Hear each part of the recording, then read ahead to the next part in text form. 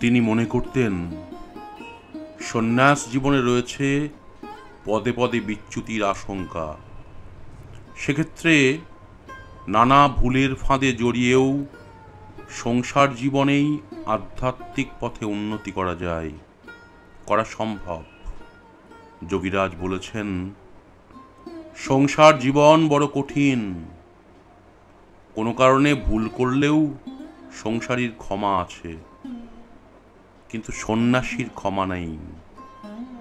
সন্ন্যাসীর বেশভূষায় আধ্যাত্মিকতার বহিঃপ্রকাশ থাকে, কিন্তু আত্মপ্রকাশে অনিচ্ছুক নীরব গৃহী সাধকের অনাড়ম্বর সাধনায় বহিঃপ্রকাশ নেই। সময়টা ঊনবিংশ শতক। ঊনবিংশ শতকের 3-এর দশক। রানী রাসমণির জামাই মথুরনাথ বিশ্বাসের সঙ্গে তীর্থ পরিক্রমার পথে বারাণসী বা কাশীতে এসছেন ঠাকুর শ্রীরামকৃষ্ণ। কাশীতে তখন 2 বিশ্বনাথ। মন্দিরে কাশীর অধীশ্বর বিশ্বেশ্বর মহাদেব বিশ্বনাথ, আর অসিঘাটে কাশীর সচল বিশ্বনাথ ত্রৈলঙ্গ স্বামী।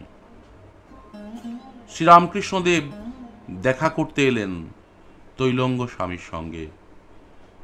সাধারণত মৌনী মহাত্মা ত্রৈলঙ্গ স্বামী বসে থাকেন নিজের আসনেই। কথা যা হয় ইঙ্গিতে বা লিখে। সেদিন শ্রীরামকৃষ্ণকে দেখে ত্রৈলঙ্গ স্বামী কিন্তু উঠে দাঁড়ালেন, জড়িয়ে ধরলেন বুকে। সেই প্রেম আলিঙ্গনের পর কথা হলো দুজনের, আকারে ইঙ্গিতে। দুজনেই তখন ব্রহ্মানন্দে বিভোর, তৃপ্তিতে দিব্য আনন্দে দুজনেই ভেসে যাচ্ছেন। প্রায় একই দৃশ্যের অবতারণা ঘটল সেই অসিঘাটেই এর বেশ কিছুদিন পরে। ত্রৈলঙ্গ স্বামী তখনও মৌনব্রত হয়েই আছেন। সবসময় যেন এক আনন্দ সাগরে বিহার করছেন। ভক্তরা আসেন, নানা কথা বলেন। তিনি শোনেন কি শোনেন না সঠিক বোঝা যায় না। যদি কিছু বলার হয় ইঙ্গিতে বলেন বা স্লেটে লিখে দেন। রাজা মহারাজা থেকে কত ধনী মানুষ আসেন তার কাছে, কিন্তু তিনি নির্বিকার। তার কাছে আহ্বান বা বিসর্জন কোনোটাই নেই। বৃষ্ঠা এবং অর্থ দুই তার কাছে সমান। তাই ওই ধনী রাজা মহারাজার জন্য নেই আলাদা কোনো ব্যবস্থা। সকলের সঙ্গে এক আসনেই বসতে হয় তাদের। ত্রৈলঙ্গ স্বামী যদি মনে করেন তাহলে তাদের জিজ্ঞাসার উত্তর দেন ওই একইভাবে, স্লেটে দেবনাগরী হরপে লিখে। কিন্তু সেদিন দেখা গেল এক ব্যতিক্রম। বিকেলের দিক তখন। ধুতি পাঞ্জাবি পরা এক দীর্ঘদেহী বাঙালি বাবু মহাত্মা ত্রৈলঙ্গ স্বামীর সঙ্গে দেখা করতে এলেন পঞ্চগঙ্গার ঘাটে। সঙ্গে রয়েছেন আরো 2-1 অবাক কাণ্ড ঘটল সেদিন। ত্রৈলঙ্গ স্বামীর কাছে ছিলেন যে ভক্তরা, তারা বিস্ময়ে বিস্ফারিত চোখে দেখলেন ত্রৈলঙ্গ স্বামী উঠে দাঁড়িয়ে জড়িয়ে ধরলেন সেই বাঙালি ভদ্রলোককে। ওইভাবেই তারা রইলেন অনেকক্ষণ। তারপর সেই ভদ্রলোক বসলেন ত্রৈলঙ্গ স্বামীর সামনে। কোনো কথা হলো না তাদের মধ্যে, দুজনেই নীরব। অথচ সেই অবস্থাতেই দুজনের মধ্যে যেন কত আলোচনা হয়ে গেল। দুজনেরই মন তাতে ভরে উঠেছে কানায় কানায়।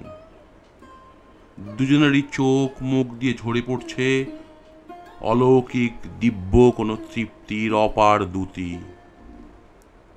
বেশ খানিকক্ষণ এইভাবে থেকে বিদায় নিলেন ভদ্রলোক। সকলে দেখলেন দুজনেই ছিলেন একেবারে নীরব। ত্রৈলঙ্গ স্বামী মৌনী, সেটা সকলেই জানেন, কিন্তু ওই বাঙালি ভদ্রলোক যেন মৌনব্রতধারী, যেন মুখ। ত্রৈলঙ্গ স্বামীর সঙ্গে দেখা করেও কোনো প্রশ্ন নয়, কোনো চাওয়া নয়, শুধু চোখের দেখা। এমনটা তো সচরাচর ঘটে না। তাই সকলেই বিস্মিত হলেন। ভদ্রলোক চলে যাওয়ার পর বিস্ময় দমন করতে পারলেন না ভক্তরা। জিজ্ঞাসা করলেন, কে এই বাঙালি ভদ্রলোক? ওকে অমনভাবে প্রেমালিঙ্গনই বা দিলেন কেন? উত্তরে ত্রৈলঙ্গ স্বামী লিখে জানিয়েছেন, যাকে পাওয়ার জন্য সাধুদের কৌপিনটাও ত্যাগ করতে হয়, এই মহাত্মা গৃহস্থাশ্রমে থেকেও তাকে পেয়েছেন। সকলে জানলেন ওই গৃহী সাধকের নাম শ্যামাচরণ লাহিড়ী। যোগীরাজ শ্যামাচরণ নামে যিনি বিখ্যাত হন সকলের কাছে। তবে শুধু যোগীরাজ নন, কাশীর বাবা বা বড় বাবা বলেও পরবর্তীকালে তাকে ভক্তরা ডাকত। ঘরে থেকে গার্হস্থ্য জীবনযাপন করেও যে আধ্যাত্মিক পথে সিদ্ধি লাভ করা যায়, তার এক অনন্য নজির গুপ্তযোগী শ্যামাচরণ লাহিড়ী। সাধনার ক্ষেত্রে তিনি যে অতি উচ্চ স্তরের সাধক ছিলেন তা বোঝা যায় ত্রৈলঙ্গ স্বামীর উঠে তাকে আলিঙ্গন দেওয়ার মধ্যে দিয়ে। একইভাবে সন্ন্যাসী ভাস্করানন্দ সরস্বতী, বিশুদ্ধানন্দ সরস্বতীর মতো সাধকও তার যোগ সাধনার পথকেই নিজেদের পথের সঙ্গে মিশিয়ে নিয়েছিলেন। স্যার গুরুদাস বন্দ্যোপাধ্যায়, কালীকৃষ্ণ ঠাকুর, কাশীর রাজা ঈশ্বরী নারায়ণ সিংহ, এদের মতো মানুষও হয়েছিলেন তার দীক্ষিত শিষ্য। কাশ্মীরের রাজাও ছিলেন তার অনুরক্ত ভক্ত। তবে এইসব বিখ্যাত সাধক বা ব্যক্তি শুধু নন, সাধারণ মানুষকেও তিনি কৃপা বিতরণ করেছেন অকাতরে। ঊনবিংশ ও বিংশ শতকের সেই গোড়ার পর্বে যখন জাতপাতের প্রশ্নটা অত্যন্ত গুরুত্ব পেত, সেই সময়ও নিজে ব্রাহ্মণ সন্তান হয়েও সমস্ত সংস্কারের বাঁধনকে ছিঁড়ে সকলকে কাছে টেনে নেন তিনি। তাদের দেখান জীবনে উত্তরণের পথ। এইসব বিষয় নিয়ে কেউ প্রশ্ন করলে শ্যামাচরণ লাহিড়ী বলতেন, আমি ব্রাহ্মণের মধ্যে চণ্ডাল দেখি, আবার চণ্ডালের মধ্যেও ব্রাহ্মণ দেখি। সেই ভাগ্যক্রমে একটি ভালো পথ পেয়েছি, যখন মানুষের মধ্যে মানুষ দেখি, আর সে যদি জিজ্ঞাসা করে তবে তাকে বলে দেওয়া আমার কর্তব্য। তবে এই কর্তব্যটি তিনি পালন করেছেন আজীবন। তিনি যে সাধন পেয়েছিলেন গৃহাশ্রমে থেকে, তারই সাধনা করে তিনি পেয়েছিলেন চরম সিদ্ধি, মিলেছিলেন পরমের সঙ্গে। তিনি মনে করতেন ঈশ্বরকে পাওয়ার জন্য সংসার ছাড়ার কোনো প্রয়োজন নেই। সংসার শুধুই বন্ধনের কারণ বলে যারা মনে করেন, শ্যামাচরণ লাহিড়ী কোনোদিনই তাদের দলে ছিলেন না। তিনি নিজে সংসার থেকেই পেয়েছেন অধ্যাত্ম রাজ্যে প্রবেশ ও প্রতিষ্ঠার সুযোগ। নিজের সেই প্রাপ্তির কথা মাথায় রেখেই তিনি চাইতেন সকলে বাড়িতে থেকেই অধ্যাত্ম পথে উন্নতি লাভ করুক। যোগীরাজ শ্যামাচরণ লাহিড়ীর এই ভাব, সংসার আশ্রমকে প্রাধান্য দেওয়ার এই মতবাদের যথেষ্ট কারণ ছিল। নিজের সাধনার মধ্যে দিয়ে তিনি শিখেছিলেন এই পরম সত্যটি। দেখেছেন, কেউ আন্তরিকভাবে যদি ঈশ্বরের সাধনা করেন, তাকে ডাকেন, তাহলে শেষ পর্যন্ত তিনি তার করুণা পাবেনি। তাই তিনি মনে করতেন সন্ন্যাস জীবনে রয়েছে পদে পদে বিচ্যুতির আশঙ্কা। সেক্ষেত্রে নানা ভুলের ফাঁদে জড়িয়েও সংসার জীবনেই আধ্যাত্মিক পথে উন্নতি করা যায়।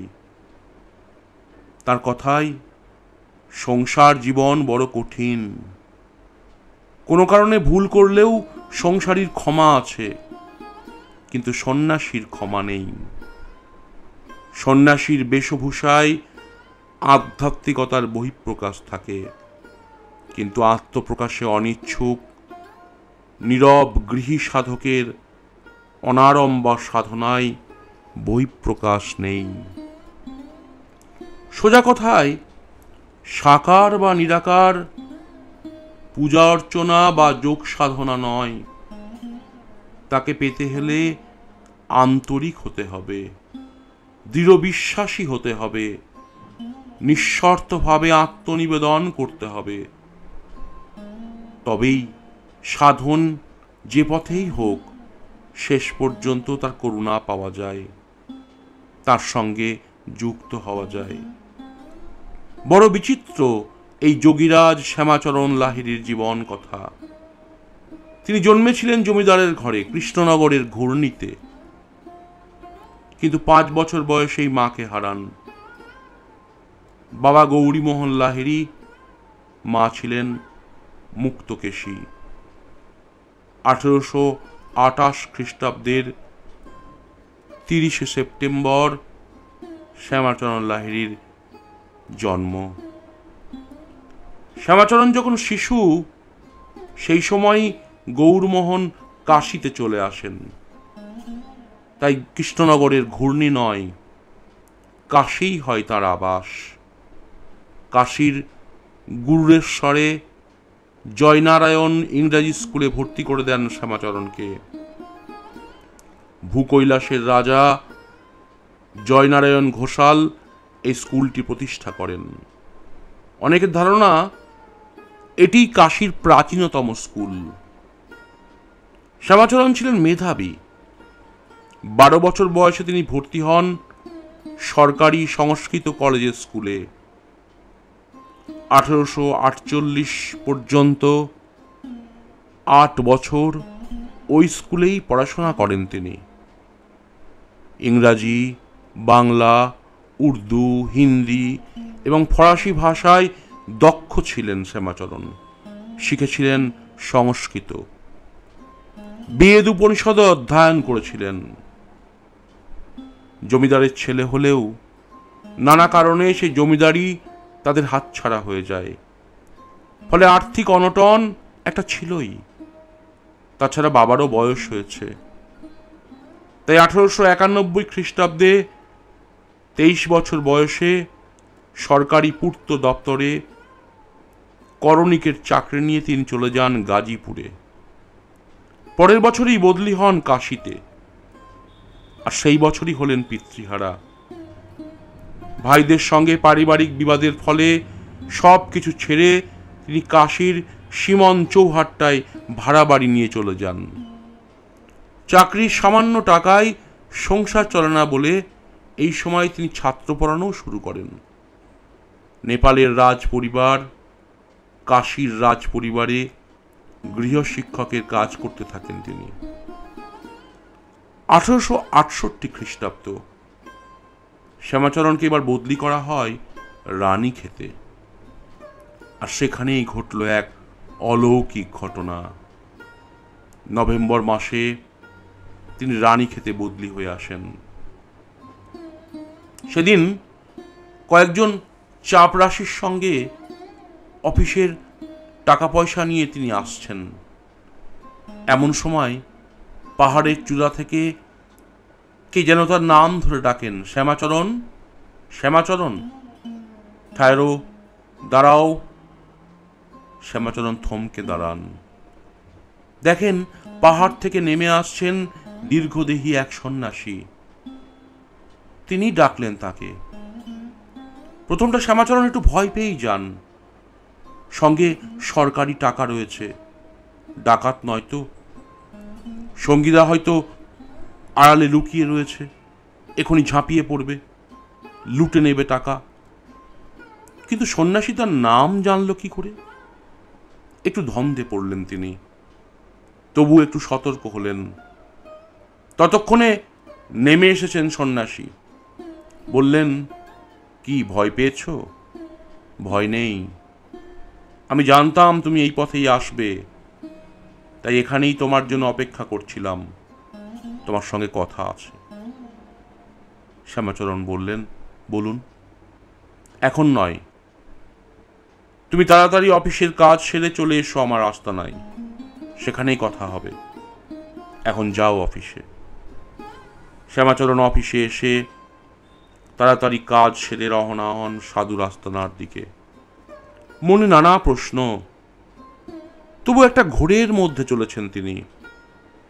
রানীক্ষেত থেকে প্রায় মাইল 15 দূরে দারহাট পর্বতমালার এক পর্বত দ্রোণগিরি বা দৌনগিরি, সেখানেই তার উদ্দেশ্য যাওয়া। নির্জন পথ, চারিদিকে শুনশান, কেউ কোথাও নেই। সন্ন্যাসী যে জায়গার কথা বলেছিলেন তার কোনো হদিশও খুঁজে পাচ্ছেন না তিনি। ফলে মনে ভয়, কি জানি কি হয়। দস্যুর চেয়েও বেশি ভয় পাহাড়ি জন্তু জানোয়ারদের। ওদিকে সূর্য তখন পাটে বসেছে। শ্যামাচরণ ভাবলেন, তবে কি তিনি ভুল করছেন? এভাবে আসাটা বোধহয় ঠিক হয়নি। এখন তো ফিরতেও পারবেন না। কি করবেন তিনি এবার? শেষ পর্যন্ত একটা পাথরের উপর বসে পড়লেন। মনে মনে বললেন, আর পারছি না, এখানেই বসছি, যা হওয়ার তাই হোক। ঈশ্বরের ইচ্ছা তো আর এড়িয়ে যাওয়া যাবে না। তবে অকারণ মিথ্যে ভাবনা কেন? বসে আছেন অবসন্ন শ্যামাচরণ। আর সেই সময় শোনা গেল সেই কণ্ঠস্বর, শ্যামাচরণ ইধার আও। সেই সন্ন্যাসী। উঠে পড়েন শ্যামাচরণ। সন্ন্যাসী তাকে নিয়ে যান এক গুহায়। সেখানে পড়ে রয়েছে একটি বাঘ ছাল, কমণ্ডুল এবং ওই রকমই সাধু সন্ন্যাসীদের সাধনার কয়েকটি জিনিস। সন্ন্যাসী বলেন, চিনতে পারছো শ্যামাচরণ এই জায়গাটা, এই জিনিসগুলো? বিস্মিত শ্যামাচরণ মাথা নাড়েন। না, তিনি চিনতে পারছেন না। সন্ন্যাসী বলেন, সবই মহামায়ার লীলা। তিনিই সব ভুলিয়ে দিয়েছেন তোমাকে। এই সবই তোমার। পূর্বজন্মে এখানে বসেই সাধন করতে তুমি।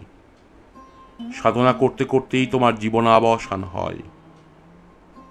তুমি জন্ম নাও ঘূর্ণিতে গৌরমোহনের ছেলে হয়ে।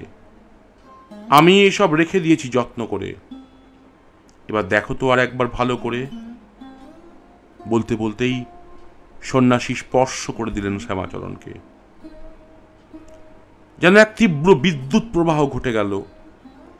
এক ঝলকে সামনে থেকে সরে গেল এক কালো পর্দা। সব মনে পড়ে গেল তার।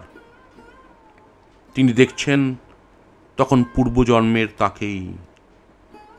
সন্ন্যাসী বললেন, আজ তোমাকে যোগ দীক্ষা দেব।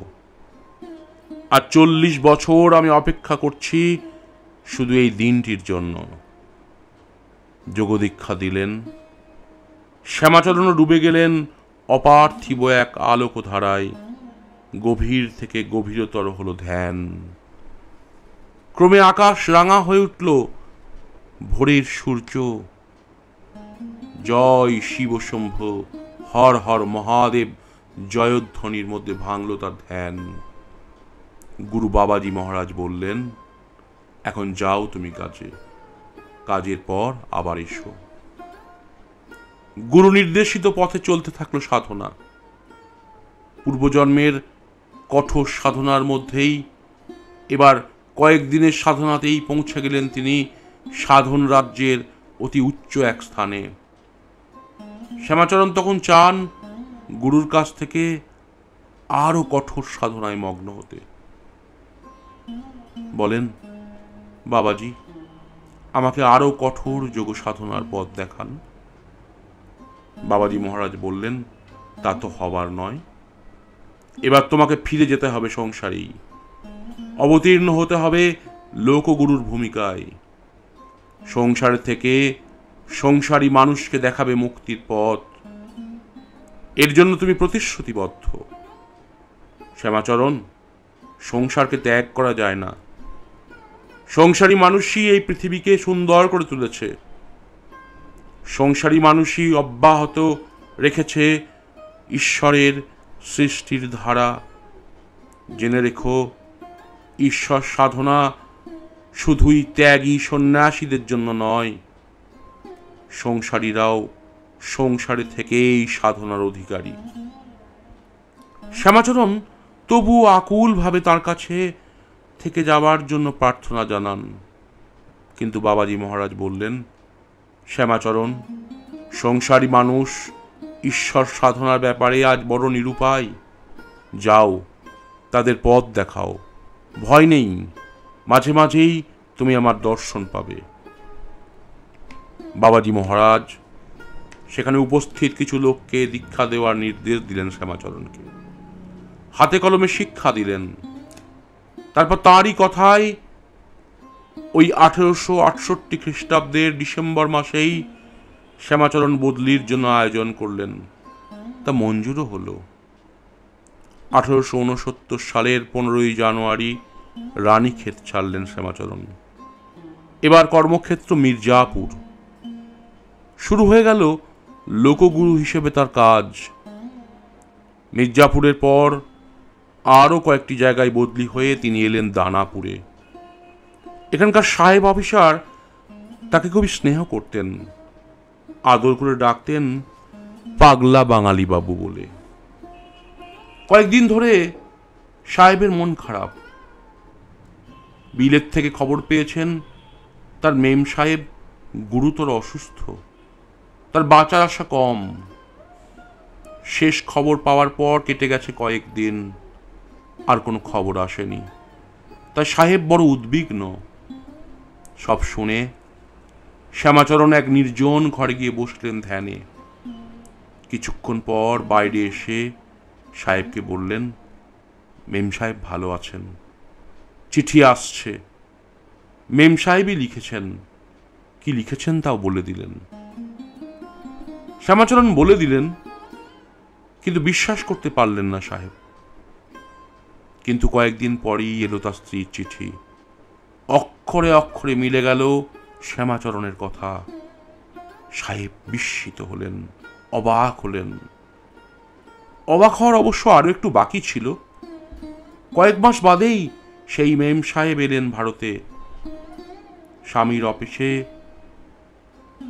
শ্যামাচরণকে দেখে বললেন, সেদিন রোগশয্যার পাশে ইনি তো দাঁড়িয়েছিলেন, এর কৃপাতেই তো প্রাণ ফিরে পেয়েছি আমি।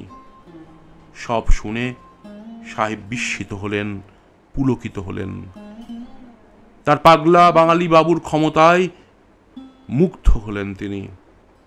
এরপরই কাশীতে বদলি হন শ্যামাচরণ, এবং তখন থেকে আর কাশী ছাড়া হতে হয়নি তাকে। কাশীতেই বিকশিত হয় তার গুরু জীবন। যোগ সাধনার এক নতুন ধারার পথ খুলে দিলেন তিনি। শ্যামাচরণ এখন উদার, অনর্গল। মানুষকে কৃপা করার ব্যাপারে আর কোনো বাজ বিচার নেই। মুচি ম্যাথর ফেরিওয়ালা থেকে নামি দামি মানুষ, এমনকি রাজা মহারাজারাও পেতে থাকলেন তার কৃপা। কয়েকজন সাধকও একইভাবে তার কাছে নিলেন যোগের দীক্ষা। যোগীরাজ বলতেন, সাধনার শ্রেষ্ঠ পথ হলো ভক্তি, তাতে কোনো সন্দেহ নেই। কিন্তু বর্তমানকালের মানুষের পক্ষে ভক্তির পথে থাকা খুবই কঠিন। চারিদিকে এখন হাজার প্রলোভন। এই কারণে ভক্তিমান ব্যক্তিরই বড় অভাব। তাই আড়ম্বরহীন সহজ সরল যোগ সাধনার দিকে তিনি সকলকে আকৃষ্ট করতে থাকলেন। যুগোপযোগী যোগ যে অঙ্কের মতো অভ্রান্ত, একথা তিনি বলতেন, এবং জাত ধর্ম বর্ণ নির্বিশেষে কোনো কিছুর বিচার না করেই তিনি দীক্ষা দিতেন। এইভাবেই সাধারণ মানুষকেও কাছে টানায় যাত্রাভিমানী উচ্চ শ্রেণীর কিছু শিষ্যরা বিরক্ত হয়েছিলেন। রামপ্রসাদ জয়সওয়াল নামে এক আইনজীবী ব্রাহ্মণ ভক্তদের পাশে বসেই শ্যামাচরণের উপদেশ শুনতেন। এটা পছন্দ হতো না ব্রাহ্মণদের। একদিন তারা প্রকাশ্যে কিছু রূঢ় কথাও বলে দিলেন। রামপ্রসাদ কিন্তু কোনো কথা বললেন না, ভক্তের মতো নীরবই থাকলেন। বিষয়টা যোগীরাজের নজর এড়াল না। একটু পরেই রামপ্রসাদকে ডেকে নিজের আসন থেকে কিছু সরে গিয়ে তিনি বললেন, তুমি এইখানে বসো। যোগীরাজের এই কথা শুনে সবচেয়ে লজ্জিত হলেন রায় বাহাদুর গিরিশ প্রসন্ন লাহিড়ী। কেননা তিনিই ছিলেন এই মুখর আপত্তিকারীদের অন্যতম। গুরুর কাছে ক্ষমা চেয়ে রামপ্রসাদকে নিজের কাছে টেনে এনে বসালেন তিনি। এই রামপ্রসাদকে কেন্দ্র করেই এক অপূর্ব তত্ত্বের প্রকাশ ঘটান শ্যামাচরণ লাহিড়ী। কাশীর পঞ্চক্রোশী পরিক্রমার তাৎপর্য ব্যাখ্যা করে তিনি রামপ্রসাদকে বলেন, এই শরীরই হচ্ছে পঞ্চকোষাত্মিকা কাশী।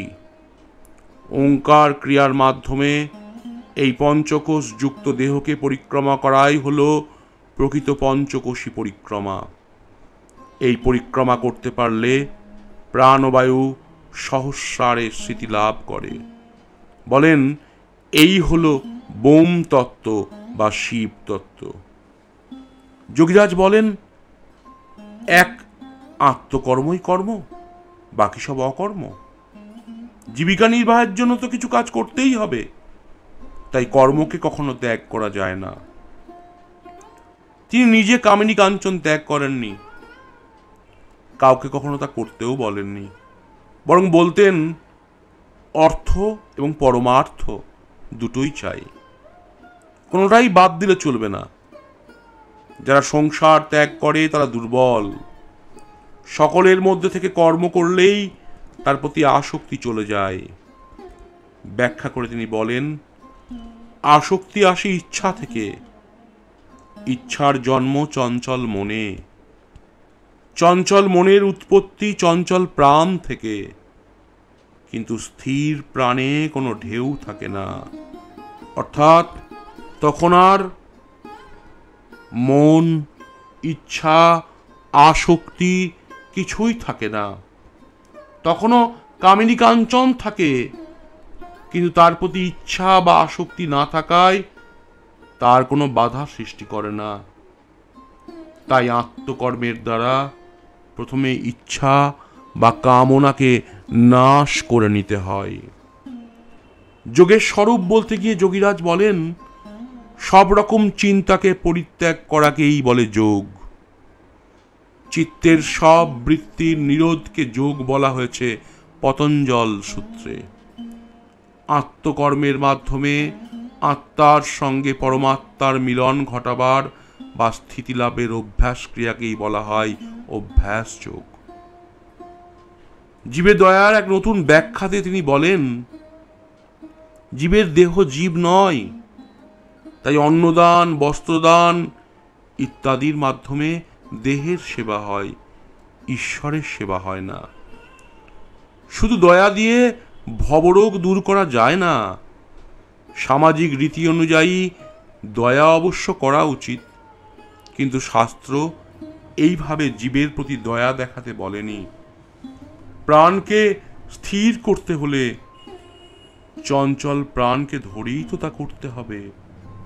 তার কথায় দেহ, মন, বচন ও কর্ম এই চারটি একসঙ্গে স্থির করতে পারলে যে অবস্থার উদয় হয় তাকে বলে অহিংসা।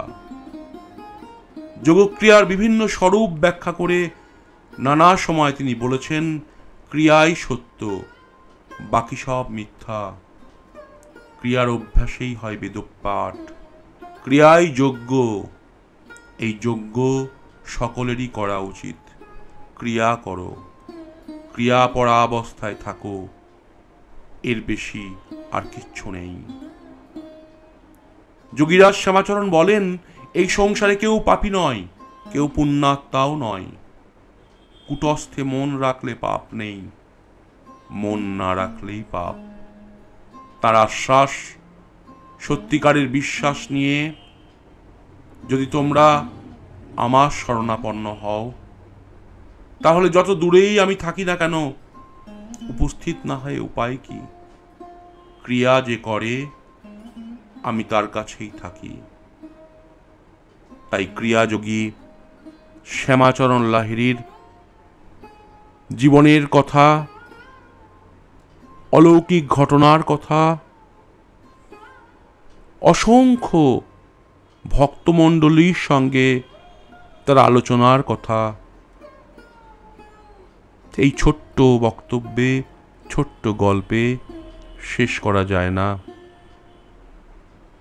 তবু এই গল্পের মধ্যে দিয়ে তাকে যেটুকু চেনা যায়, তাতে শেষ কথা হিসেবে এটাই বলা হয়,